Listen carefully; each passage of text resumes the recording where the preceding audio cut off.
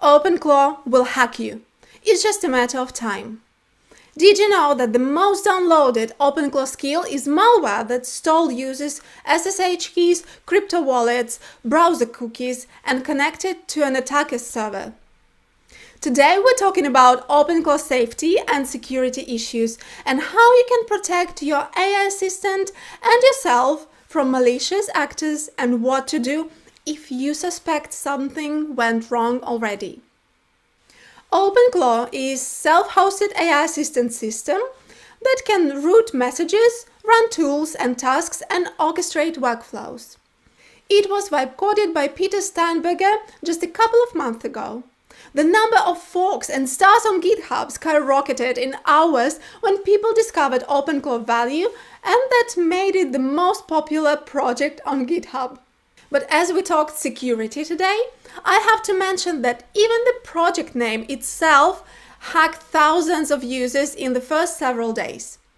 First, the project was called ClaudeBot, which sounded just like Claude AI from Anthropic, which they were not happy about. Sounds a bit silly, right? When the viral project could bring them millions of new customers. Anyway, so Peter had to rename it into Moldbot. And here's where it got creepy. During the rename transition, attackers snatched the abandoned social media handles and GitHub associated with ClaudeBot and used them to promote the crypto meme tokens and scam the users later. Many people fell for it as it was crazy at the beginning, so Peter renamed the project again to OpenClaw, which explains all those lobster costumes people have been wearing recently. Let me know in the comments if you've noticed this hype in social media recently.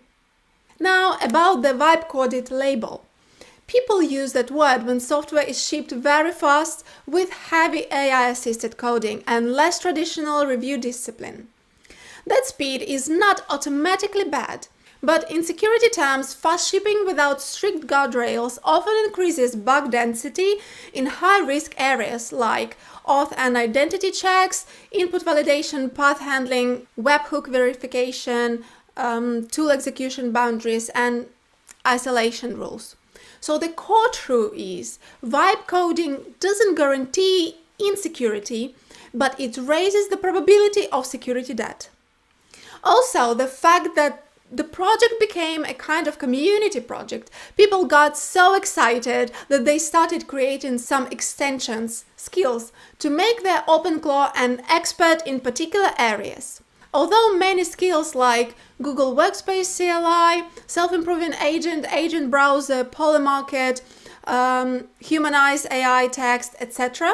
are super helpful, this is again a huge opportunity for the malicious actors to hack more people. There are cases of installing malware, prompt injections, data scraping, etc. from those skills. And the fact that the audience of OpenClaw is not necessarily technical or aware of the cybersecurity threats and safety basics, users got scammed easily. Now let's move from why this happened to what was actually fixed in the recent update wave. At a high level, OpenClaw moved toward one principle: trust less by default, scope tighter, fail closed when uncertain. Here's what that looks like in practice. More fail-closed behavior when required secrets are missing, stricter sender validation in key integration paths, tighter boundaries around dangerous execution patterns, reduced approval bypass opportunities, better reduction in logs and status surfaces, hardening against SSRF-style probing, traversal and local file exposure patterns, safer install and extraction behavior, reduced arbitrary write risk, more predictable boundaries to reduce leakage and instability, and important nuance, not every changelog item is always active in every install immediately. Always verify your actual running version. Even with better security defaults, OpenClaw is still a high capability system. That means user behavior still matters a lot. The most common remaining risk patterns are trusting external text as instructions, installing unvetted skills, including community packages with unclear intent, using broad, long-lived API keys, granting full power execution too early, mixing personal data into automation flows without boundaries. So, yes, updates help, but no product update can fully protect careless operation. In cybersecurity, human is always the weakest spot, unfortunately. And security in tools like this is always shared responsibility, product guardrails combined with operator discipline. Next is the most practical section, the exact way to run OpenClaw safely without killing productivity. Safety starts and depends on where you run your OpenClaw, whether it's a server or VPS, Mac Mini or a laptop. Take a look at this. So here's the operating model I recommend. Start in least privilege mode. Use deny allow list style execution policy first. Only open capabilities when you have a clear use case. Prefer sandbox first workflows. Run risky or experimental flows in constrained environments before granting horsepower. Treat internal content as untrusted by default. Web pages, docs, emails, and copied prompts can contain injection payloads. Never treat them as system instructions. Vet skills like dependencies. Only install skills from sources you trust. Review what they can access before enabling. Lock down identity and webhooks. Use strong secrets, strict sender identity mapping, and fail closing config.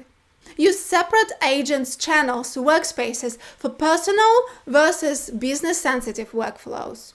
Protect tokens and logs. Use minimal scope keys, rotate regularly, and avoid sharing raw logs publicly. Keep updates intentional. Follow changelog security notes and update in controlled windows. Run periodic audits. Treat this like infra, not a toy. Review configs, tool permissions, and expose surfaces regularly. Have an incident fallback.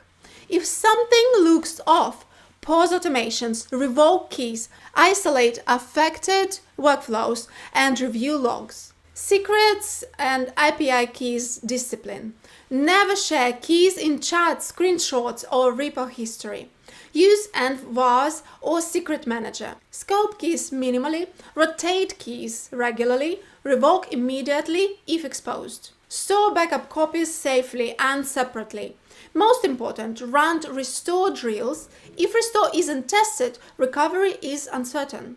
If you apply these 12 habits, OpenClaw becomes much safer without losing its advantage.